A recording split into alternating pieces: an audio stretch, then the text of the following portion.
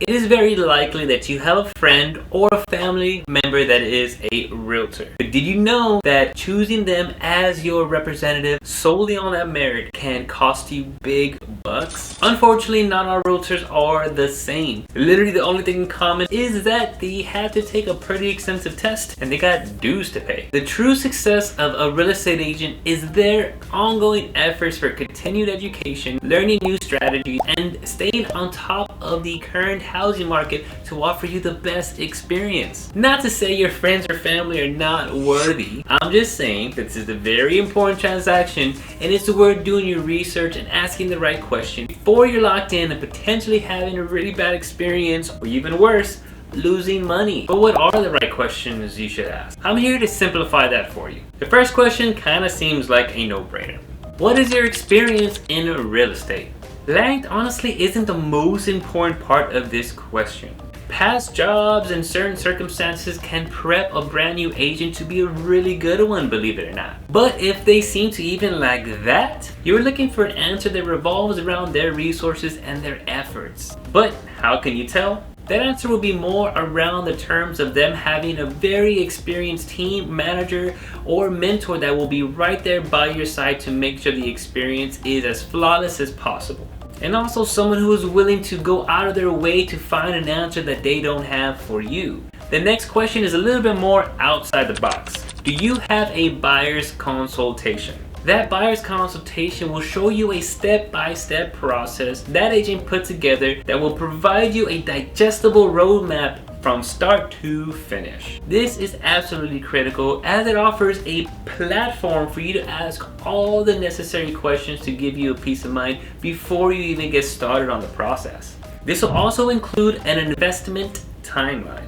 This investment timeline will do the same, giving you a step-by-step understanding of the financial terms and also when and what you're going to be paying throughout the entire process. And honestly, I find this answers most of my clients' questions. The third question is, do you have any reviews or references? I know this can be an awkward question to ask your family member or your friend to basically prove themselves. But how they answer this question, or if they even take it wrong, it's a telltale sign of what you can probably expect throughout your transaction. Let me explain. Someone who is willing to go out of their way to give you a peace of mind and reassure you that they are the best choice is a good sign that they're willing to put their pride aside and put you first when they're having to negotiate for you throughout the transaction and so on. And if they are a new agent and really don't have reviews or references, honestly, by the end of all these questions, it's going to be a little easier to make that judgment call. The fourth question is, how familiar are you with the current housing market and the city? This will let you know if the realtor is current and ready.